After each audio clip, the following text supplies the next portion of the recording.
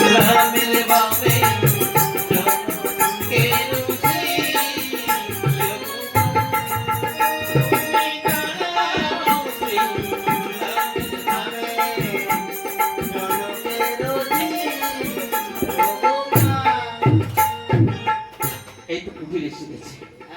হনুমানের জামুমানকে একটি গাছের সঙ্গে খুব সুন্দর ভাবে বেঁধে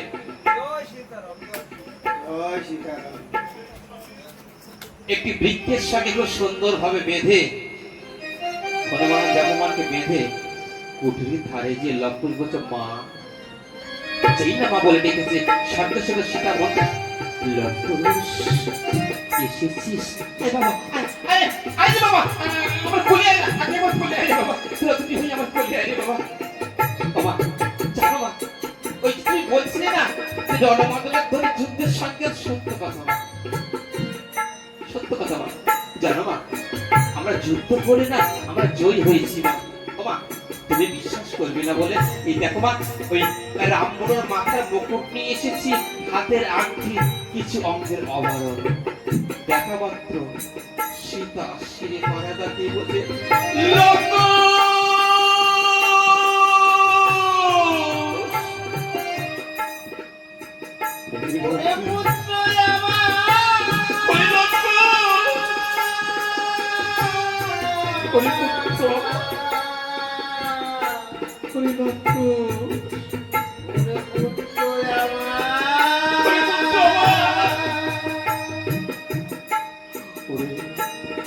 ওরে কি কথা শোন নারী লঙ্কু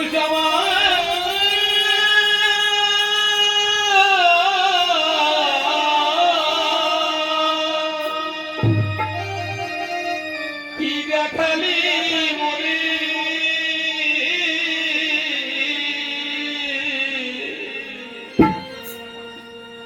সারা জনমী কত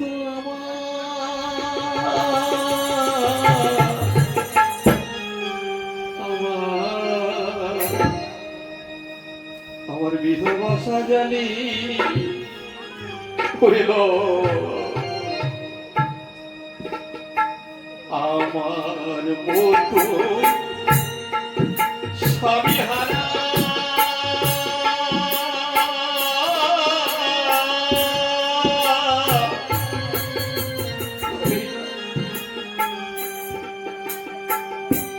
হয়েছে রে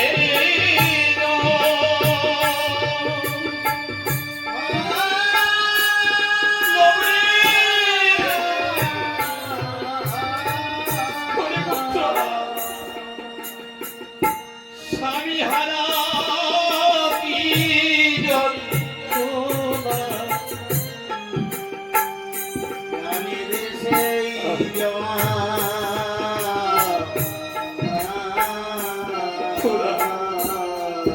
তোরা পুত্র হয়ে তোরা পুত্র হয়ে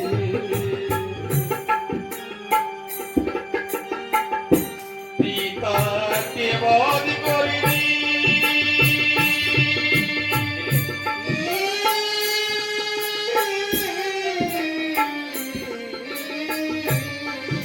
আগে যদি জানতাম আমার স্তরে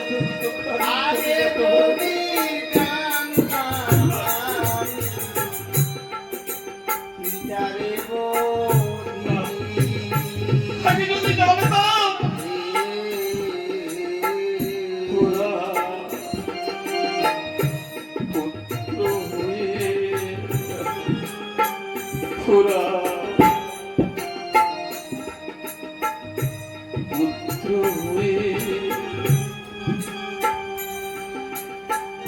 পিতাকে বধ করিনি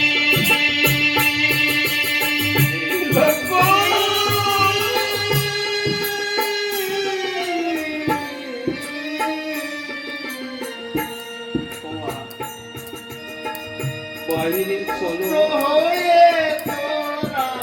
বাইরে চলো, আরো দুটো জিনিস আছে বাইরে চলো। মা সীতা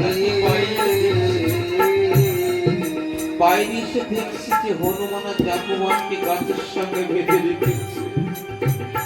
সেটা হচ্ছে হনুমান।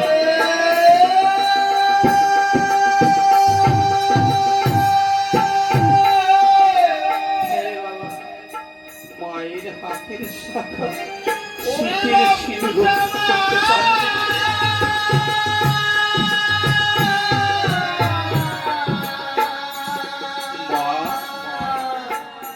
আমরা বুঝতে পারিনি মা, আমরা বুঝতে পারিনি।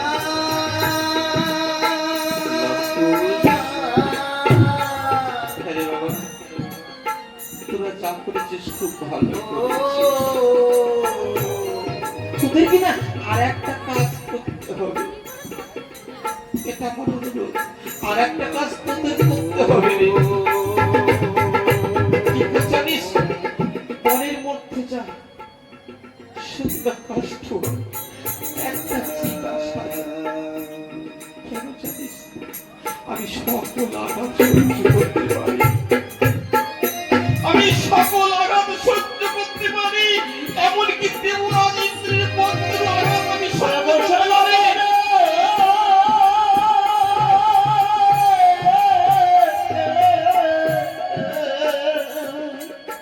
আমি স্বাধীনতা কখনো সহ্য করতে পারবো না।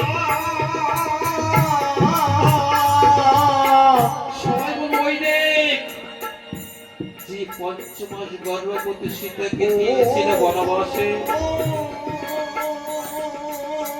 তারই প্রতিশোধ নেওয়ার জন্য নিজের সন্তানের দ্বারা নিজের স্বামীকে হত্যা করেছে। আমি সকল আঘাত সহ্য করতে পারি, আমি স্বামী নিন্দা কখনো আমি সহ্য করতে পারবো না। পরের মধ্যে লক্ষ্য প্রতি ভাই পরের মধ্যে দিয়ে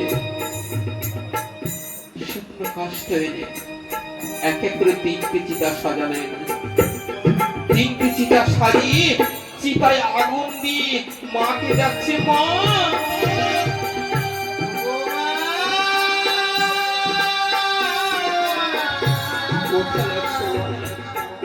এসো না মা, এসো না বাইরে এসে, বাইরে এসে দেখো মা তোমার পুত্র তোমার কথা লিখেছে। মা এসো না বাইরে এসে দেখো। মা সীতা বাইরে এসে দেখছে ৩টি চিতা সাজানো। ৩টি চিতা সাজানো দেখি সীতা বলছে লক্ষ্য লক্ষ্য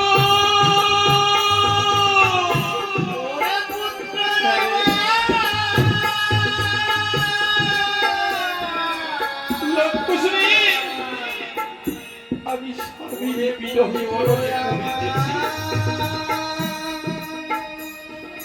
আবার আমার পুত্র সুখী করতে চাও কেন? কেন বাবা? মা জন্ম থেকে যে পিতা যে কি জিনিস তুমি আমাদেরকে বলো, বলো। আমরা যদি জানতাম যে ভগবান রামচন্দ্র আমাদের পিতা, তাহলে কি পিতাকে বধ করতে পারতাম? বলুন, একজনকে তো হারিয়ে ফেললাম না জেনে, একজনকে তো না জেনে বধ করে হারিয়ে ফেললাম। বলো মা, আমরা যখন খেলাধুলা করে আসবো কার কাছে আদর করে বলবো মা গো ক্ষুধা পেয়েছে খেতে দাও? বলো তোমাকে যদি হারিয়ে ফেলি কার কাছে আদর করবো? বলো, একজনকে তো না জেনে হারিয়ে ফেললাম। এই জন্য ৩টি চিতা সাজিয়েছি। তুমি যদি না থাকো কার কাছে আদর করে বলবো মা? অরুণ বাবা রঘুরে শিখা উঠেছে। মহাত্মানি বাল্মীকি দেখছি কি ওই অগ্নিকুণ্ডে যদি সীতা যদি প্রাণ ত্যাগ করে তাহলে তো রাম সীতা যুগল হবে না। যেই সীতা অগ্নিকুণ্ড প্রাণ ত্যাগ করতে যাবে সঙ্গে সঙ্গে মহামণি হাত বাল্মীকি হাতে বসে, মা কি করছিস মা? পিতা পিতা পিতা তোমার আমার পুত্র তোমার দাদু ভাই আমার হাতের শাখা শীতের সিঁদুর সারা জনমের মতো সাগরে ভাসিয়ে দিয়েছে, আমার বৈধব্য সাজিয়ে দিয়েছে। পিতা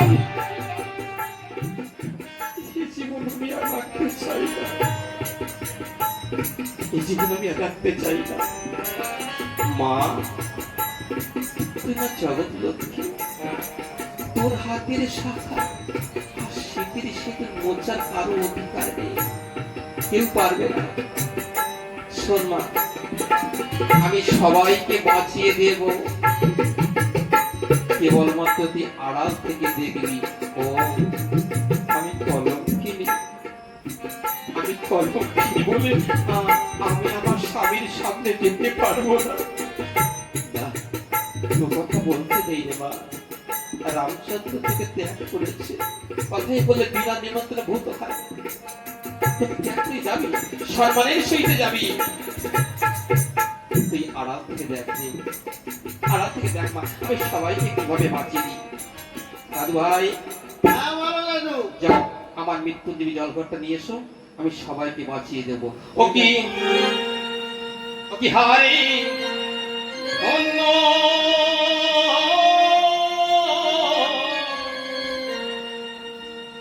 জগমন ধরি জয় রাম।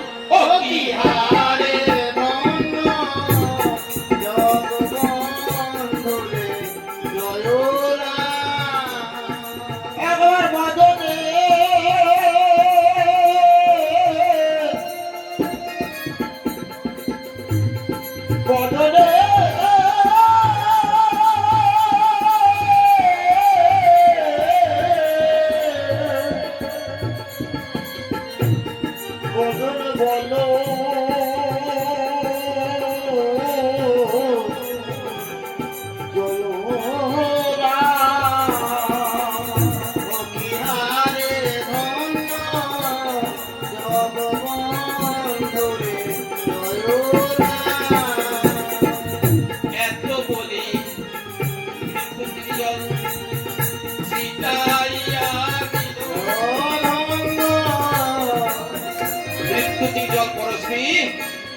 সবাই উঠে বসে রামচন্দ্র বলছেন, শোনো শোনো মহামুনি কৌরি নিবেদন, বালক দুটি কাহার সন্তান বলো।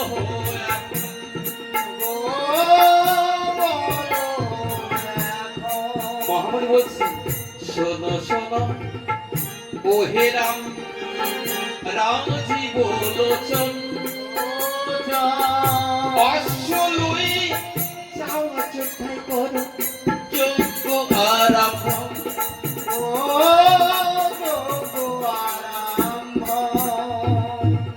রামচন্দ্র বলছেন, শোনো শোনো মহামুনি কৌরি নিবেদন, আমার অশ্বমেধ যজ্ঞে বালক দুটিকে নিয়ে যাওয়ার জন্য 16 আত্মীয় নিমন্ত্রণ থাকলো। তথাস্থ। এবার রাম লক্ষ্মণ ভরত শত্রুঘ্ন 4 ভাই মিলে আরো যত সেনা সৈন্য ছিল সবাইকে নিয়ে অশ্বলই অযোধ্যায় ফিরে আসলেন। এক মন স্বর্ণ সীতা বামে লই যজ্ঞে আহুতি দিচ্ছেন। স্বর্গ থেকে এসেছে 60,000 মনি ঋষি, সবাই একত্রিত যজ্ঞ ধৃত হইতে পত্র দিয়ে বলছে, ওং নমো নমো নমো